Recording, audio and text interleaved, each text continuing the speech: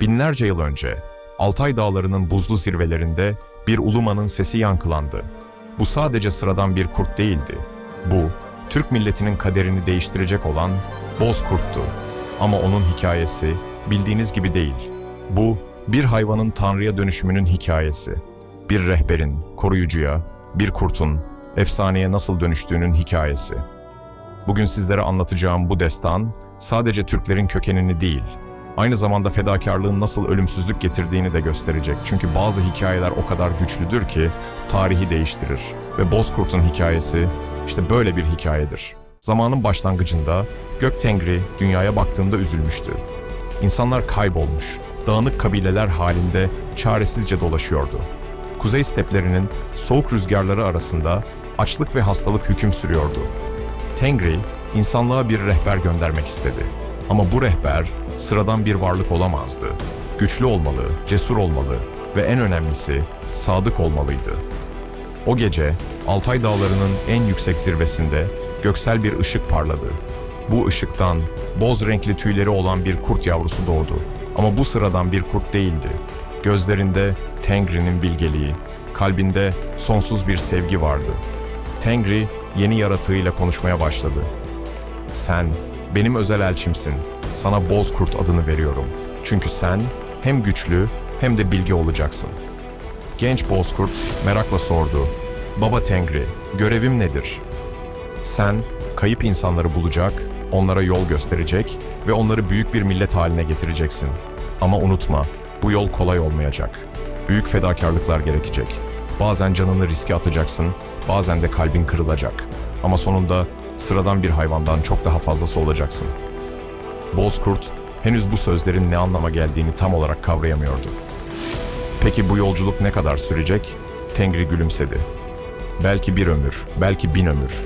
Çünkü gerçek rehberlik onları sadece hedefe ulaştırmak değildir. Gerçek rehberlik o insanları sonsuza kadar korumaktır." Bozkurt bu görevi gururla kabul etti. Henüz bilmediği ise bu yolculuğun onu sıradan bir hayvandan tanrısal bir varlığa dönüştürecek olduğuydu. İlk günlerde Bozkurt genç ve tecrübesizdi. Stepelerde koşuyor, av öğreniyor, doğanın sırlarını keşfediyordu. Ama Tengri ona sadece hayatta kalma becerilerini değil, aynı zamanda liderlik özelliklerini de öğretiyordu. "Bir lider sadece güçlü olmaz," diyordu Tengri. "Bir lider aynı zamanda merhametli, bilge ve fedakar da olmalıdır. Sen tüm bu özellikleri öğreneceksin." Günler ayları, aylar yılları kovaladı. Bozkurt, Altay steplerinde dolaşarak kayıp kabileleri arıyordu. Bu süreçte birçok zorluğu tek başına yaşadı. Açlığı, soğuğu, yalnızlığı öğrendi. Ama her zorluk onu daha güçlü yapıyordu. Bir gün karlı bir tepede dururken uzakta dumanlar gördü. İnsanların ateşiydi bu. Heyecanla koşmaya başladı. Sonunda aradığı insanları bulmuştu. Ama yaklaştığında gördüğü manzara kalbini parçaladı. Bu insanlar açlık ve soğuktan ölmek üzereydi. Çocuklar ağlıyor, yaşlılar can çekişiyordu. Kadınlar son kırıntıları çocuklarına vermeye çalışıyordu. Kabile lideri İlkan, 60 yaşlarında bilge bir adamdı. Ama şimdi hastalık ve açlık onu bükmüştü. Son nefesini verirken Bozkurt'u gördü. Sen kimsin?" diye fısıldadı yaşlı adam. "Bir rüya mısın, yoksa gerçek misin?" Bozkurt, insanların dilinde konuşabilme yetisine sahipti. Tengri'nin hediyesiydi bu. "Ben gerçeğim," dedi yumuşak bir sesle. "Ben senin kurtarıcınım. Beni takip et, seni güvenli topraklara götüreceğim." İlkan'ın gözleri parladı. Sen konuşabiliyorsun. Bu mucize mi?" "Evet, ben Gök Tengri'nin elçisiyim. O beni sizleri kurtarmak için gönderdi." Ama kabile üyeleri korkmuştu. Bir kurta güvenmek, bu çılgınlık değil miydi? Aralarında hararetli tartışmalar başladı. "Bu bir tuzak olabilir," diye bağırdı genç savaşçı Bozkır. "Kurtlar insanları avlar, korumaz. Ama o konuşuyor," dedi İlkan'ın kızı Ayça. "Bu sıradan bir kurt değil. Belki de bir cin," diye ekledi yaşlı şaman Kamata. "Cinler de konuşabilir." Tartışma saatlerce sürdü. Kimileri Bozkurt'u takip etmek istiyordu, kimileri ise ona güvenmiyordu. Çünkü o zamana kadar hiçbir kurt insanlara yardım etmemişti. İlkan son gücüyle ayağa kalktı. Bozkurt'un gözlerine baktı. Orada gördüğü şey onu ikna etti. Bu kurt, onun gözlerinde tanrısal bir ışık var. Ona güvenmeliyiz. Çünkü başka seçeneğimiz yok. Eğer burada kalırsak hepimiz öleceğiz. Ayça babasını destekledi. Baba haklı. Ben de onun gözlerinde farklı bir şey görüyorum. Sanki tanrısal bir sevgi var. Ve böylece 40 kişilik küçük kabile büyük bir kararla Bozkurt'u takip etmeye başladı. Bilmiyorlardı ki bu karar onları tarihin en büyük milletinin ataları yapacaktı. Bozkurt kabilesini güney topraklarına doğru götürmeye başladı. Ama bu yolculuk hiç kolay değildi. Her gün yeni bir zorluk, yeni bir tehlike çıkıyordu karşılarına. İlk sorun yemek oldu. Kabilenin erzakı tükenmiş durumdaydı. Çocuklar açlıktan ağlarken Bozkurt harekete geçti. Stepelerde avlanma becerilerini kullanarak kabilesi için av buldu. "Şu tepenin arkasında bir geyik sürüsü var," dedi savaşçılara. "Ama dikkatli olun. Onları korkutursanız günlerce başka av bulamayız." İlk av başarılı oldu. Kabile üyeleri Bozkurt'un bilgisine hayran kaldı. Ama bu sadece başlangıçtı. İkinci gün su sorunu çıktı. Bölgedeki tek su kaynağı donmuştu. İnsanlar susuzluktan bayılmaya başlarken Bozkurt yine çözüm buldu. "Beni takip edin," dedi. "Sıcak su kaynakları biliyorum." Saatlerce yürüdükten sonra gerçekten de doğal sıcak su kaynakları buldular. İnsanlar hem susuzluklarını giderdiler hem de donmuş bedenlerini ısıttılar. Üçüncü gün hastalık sorunu başladı. Soğuk havada uzun süre yolculuk etmek, özellikle yaşlıları ve çocukları etkilemişti. Birkaç kişi ateşlendi. Bozkurt bu sefer şifacı rolünü üstlendi. Stepelerde yetişen şifalı otları biliyordu. Bunları toplayarak hastalara çay yaptı. "Bu ot ateşi düşürür," dedi. "Bu da öksürüğü keser. Doğa bizim en büyük eczanemizdir." Dördüncü gün vahşi hayvan saldırısı yaşandı. Gece yarısı aç kurtlar kampa saldırdı. İnsanlar panikledi çünkü silahları yetersizdi. Bozkurt bu kritik anda liderlik yeteneğini gösterdi. Önce saldırgan kurtlarla kendi dillerinde konuştu. Onlara bu insanların korunması gerektiğini anlattı. "Kardeşlerim," dedi kurt dilinde. "Bu insanlar benim sorumluluğum altında. Onlara zarar vermek, bana zarar vermek demektir." Ama saldırgan kurtlar açlıktan deliye dönmüşlerdi. Dinlemediler. Bu durumda Bozkurt savaşmak zorunda kaldı. Kendi türüyle savaşmak onun için çok acı verici bir deneyimdi. Savaş şiddetliydi. Bozkurt hem fiziksel hem de ruhsal olarak yaralandı. Ama sonunda saldırgan kurtları püskürttü. İnsanlar onun kendileri için ne kadar büyük fedakarlık yaptığını gördüler. Beşinci gün hava koşulları iyice kötüleşti. Şiddetli bir kar fırtınası başladı. Görüş mesafesi sıfıra indi. İnsanlar yön bulmakta zorlanıyordu. Bozkurt bu durumda da çözüm buldu. Keskin koku alma yeteneğini kullanarak güvenli barınak yerleri buldu. Kabilesiyle birlikte doğal mağaralarda konaklayarak fırtınanın geçmesini bekledi. Bu süre zarfında kabile üyeleriyle daha yakın oldu. Çocuklarla oynadı, yaşlılara hikayeler anlattı, gençlere hayat dersleri verdi. "Hayatta en önemli şey," diyordu, "birbirinize sahip çıkmanızdır. Güçlü olan zayıfı korur, bilgili olan cahili eğitir, genç olan yaşlıya saygı gösterir." Yavaş yavaş kabile üyeleri ona sadece güvenmeyi değil, onu sevmeyi de öğrendi. Çocuklar onun yanında uyuyor, kadınlar ona kendi çocukları gibi bakıyordu. Erkekler ise ondan savaş ve av teknikleri öğreniyordu. Bozkurt sadece rehberlik etmekle kalmıyordu. Onlara hayatta kalma becerilerini, birlik olmayı ve güçlü bir toplum kurmayı öğretiyordu. "Bir kabile sadece kan bağıyla bağlı insanlardan oluşmaz," diyordu. "Gerçek bir kabile, aynı değerleri paylaşan, birbirini koruyan insanlardan oluşur." Aylarca süren yolculuk boyunca kabile büyüdü. Yolda karşılaştıkları diğer kayıp grupları da aralarına aldılar. Bozkurt'un ününü duyan insanlar onu bulmak için geliyordu. Her yeni katılan grup Bozkurt'un hikayesini duyduğunda şaşırıyordu. Konuşan bir kurt, Tanrı'nın elçisi, bu mümkün müydü? Ama Bozkurt'un davranışları onları ikna ediyordu. O sadece konuşmuyordu. Aynı zamanda gerçekten de tanrısal bir bilgelik ve merhamet gösteriyordu. Ve böylece 40 kişilik küçük bir grup, birkaç yüz kişilik güçlü bir topluluk haline geldi. Ama Bozkurt'un asıl sınavı henüz başlamamıştı. Güney topraklarına yaklaştıklarında düşman bir kabile onları pusuya düşürdü. Bu düşmanlar Karakurt kabilesinden geliyordu. Liderleri Karakan, acımasız ve gaddardı. Düşmanlar Bozkurt'un rehberlik ettiği kabilenin zenginleştiğini duymuştu. Çünkü bu yolculuk sırasında kabile sadece hayatta kalmamış, aynı zamanda güçlenmişti. Yeni üyeler, yeni beceriler, yeni kaynaklar. Karakan adamlarına şöyle demişti: "Bu insanlar sihirli bir kurtun yardımıyla zengin olmuşlar. Bu zenginlik bizim hakkımız." Saldırı gece yarısı geldi. Düşman savaşçıları kampa baskın düzenlediler. Kadınlar ve çocuklar çığlık atıyor, erkekler silahlarına sarılıyordu. Ama bu saldırı daha öncekilerden farklıydı. Düşmanlar sadece mal gaspı için gelmiş değildi. Onlar Bozkurt'u da ele geçirmek istiyordu. "O konuşan kurt nerede?" diye bağırıyordu Karakan. "Onu ele geçirirsek bizim de gücümüz artar." Bozkurt bu kritik anda büyük bir karar verdi.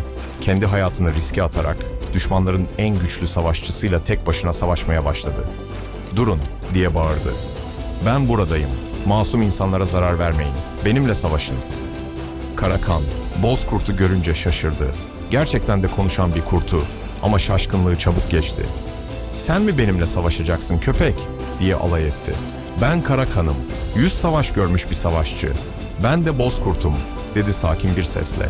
"Gök Tengri'nin elçisi ve bu masum insanları korumak için elimden geleni yapacağım."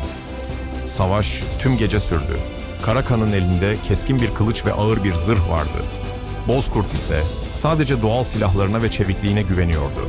İlk saatlerde Bozkurt üstünlük sağladı. Çevikliği ve zekasıyla Karakan'ı zorladı.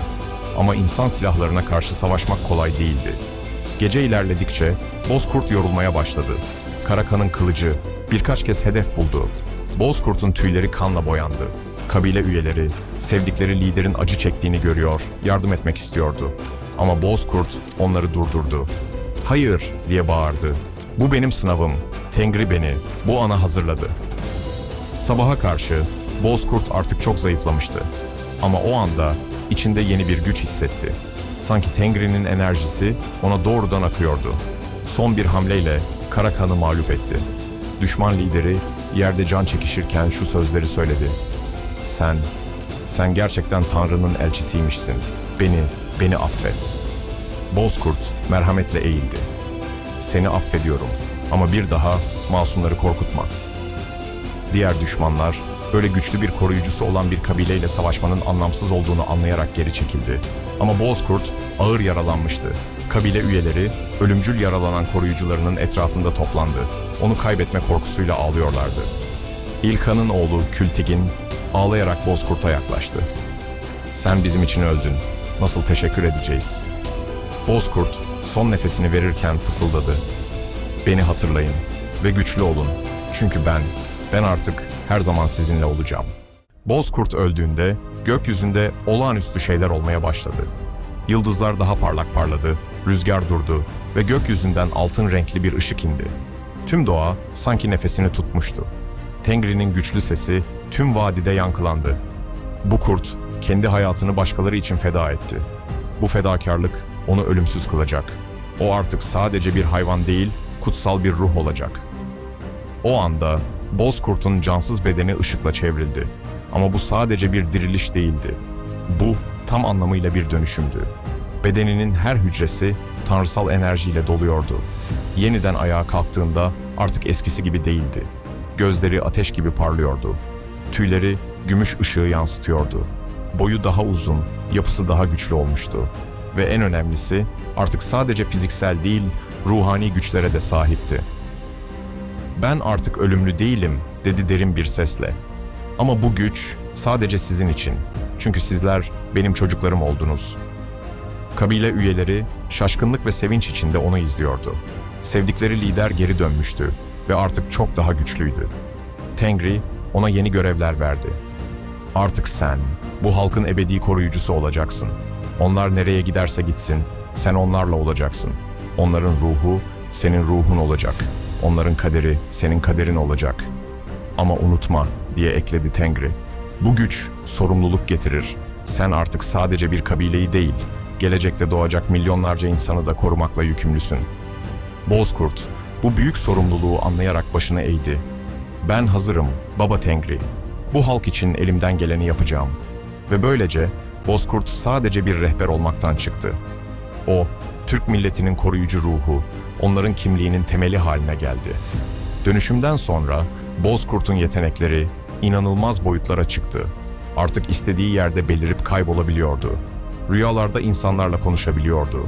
Geleceği görebiliyor, tehlikeleri önceden sezebiliyordu. İlk olarak kabilesine hayatta kalmanın ötesinde şeyler öğretmeye başladı. Onlara savaş sanatını, diplomasiyi, adil yönetimi öğretti. Ama en önemlisi onlara birlik olmayı öğretti. Siz artık sadece bir kabile değilsiniz dedi. Siz büyük bir milletin tohumlarısınız. Ama unutmayın, güç birlikten gelir. Bölünürseniz zayıflarsınız, birleşirseniz güçlenirsiniz. Bozkurt onlara özel ritüeller öğretti. Savaşa gitmeden önce kurt ulumalarını taklit etmelerini söyledi. Bu, onun ruhunun kendileriyle olduğunu hatırlatıyordu. "Benim ulumamı taklit ettiğinizde," dedi, "ben sizin yanınızda olacağım. Cesaretiniz azaldığında, gücünüz tükendiğinde beni hatırlayın." Ayrıca onlara kurt kültünü öğretti. Kurtları kardeş olarak görmeleri, onlara zarar vermemeleri gerektiğini söyledi. Çünkü artık tüm kurtlar onun temsilcileriydi. "Her kurt benim bir parçamdır," dedi. "Onlara saygı gösterin. Çünkü onlar sizin koruyucularınızdır." Bozkurt'un en büyük öğretilerinden biri adalet kavramıydı. Kabilesine güçlünün zayıfı koruması, zenginlerin yoksulları gözetmesi gerektiğini öğretti.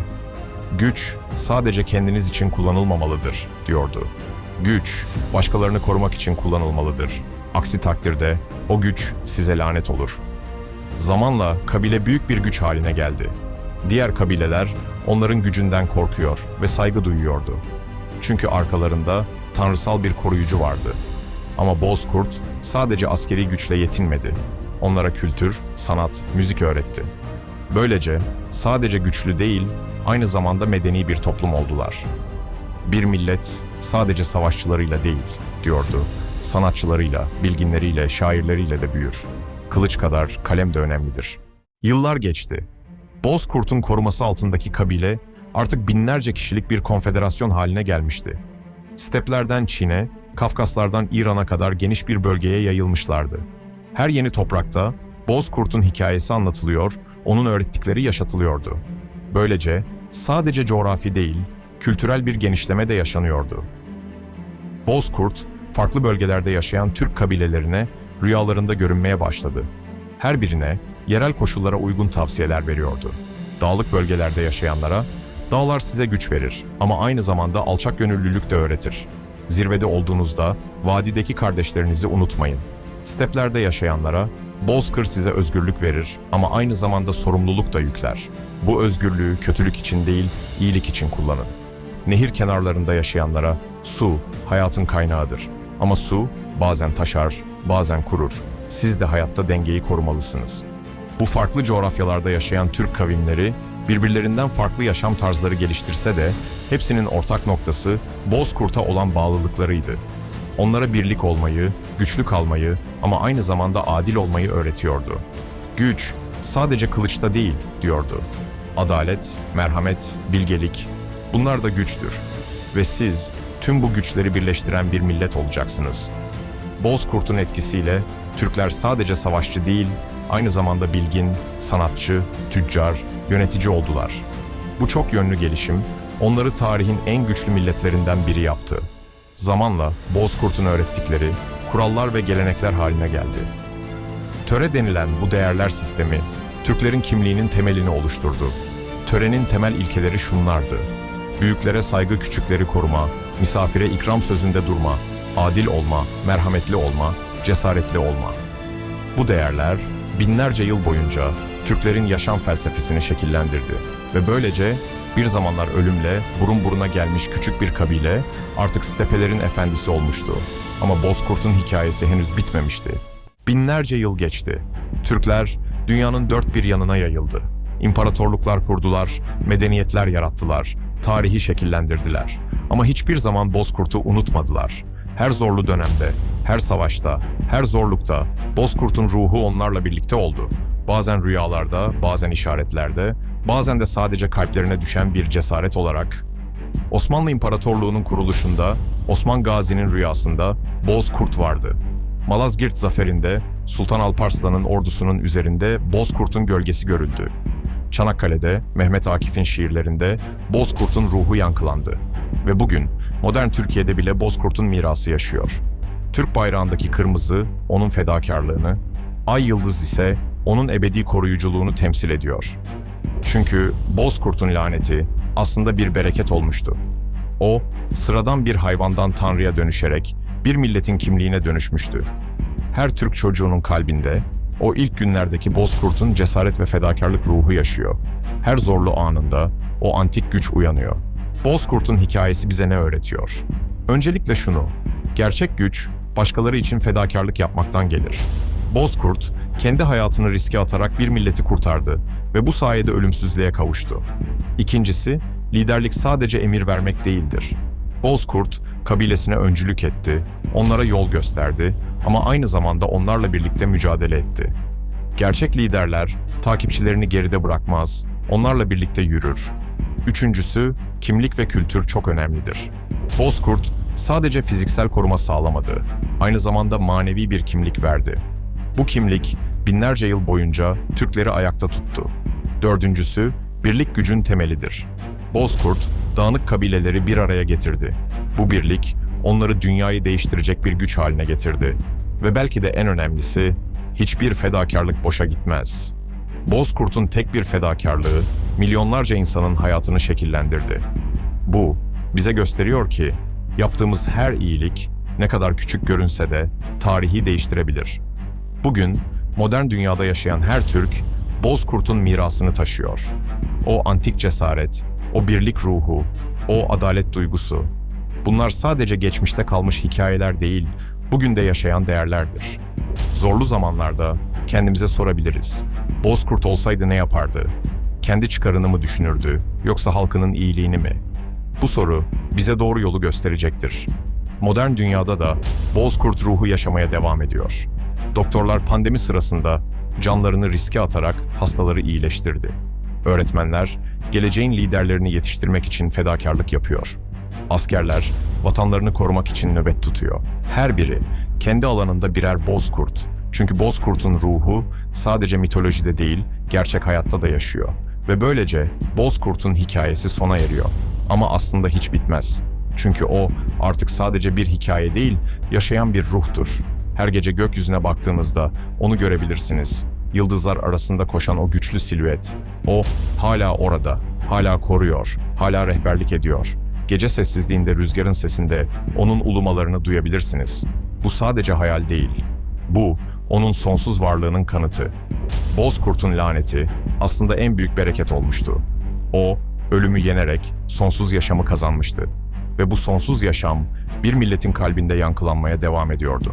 Unutmayın, siz sadece bireyler değilsiniz. Siz Bozkurt'un mirasçılarısınız. Onun cesareti sizin cesaretiniz, onun gücü sizin gücünüz, onun bilgeliği sizin rehberiniz. Ve belki de bir gün siz de onun gibi başkaları için fedakarlık yaparak ölümsüzlüğe kavuşabilirsiniz. Çünkü ölümsüzlük sadece mitolojik kahramanlara mahsus değil. Ölümsüzlük unutulmamaktan gelir. Çünkü Bozkurt'un hikayesi bize şunu öğretir. Gerçek ölümsüzlük hep hatırlanmaktır. Ve hatırlanmak da başkaları için yaşamaktan gelir. Bu gece evinize döndüğünüzde aynaya bakın. Orada gördüğünüz kişi sadece bir birey değil. O, binlerce yıllık bir mirasın taşıyıcısı. Bozkurt'un ruhu sizin içinizde yaşıyor. Burası Mitolya. Türk mitolojisinin bu güçlü hikayesini dinlediğiniz için teşekkür ederiz. Bozkurt'un destanı bize gösteriyor ki, gerçek kahramanlık sadece güçte değil, fedakarlıkta gizlidir. Siz, Bozkurt'un hangi özelliğinden en çok etkilendiniz? Onun cesareti mi, bilgeliği mi, yoksa fedakarlığı mı? Lütfen yorumlarda bizimle paylaşın. Bir sonraki videomuzda Türk mitolojisinin bir başka büyük kahramanıyla karşınızda olacağız. Kanalımıza abone olmayı ve bildirimleri açmayı unutmayın. Çünkü bu destanlar asla bitmemeli. Bu hikayeler sadece geçmişin anıları değil, geleceğin rehberleridir. Ve unutmayın, her birinizin içinde bir Bozkurt ruhu var. O ruhu uyandırın ve siz de tarihe iz bırakın.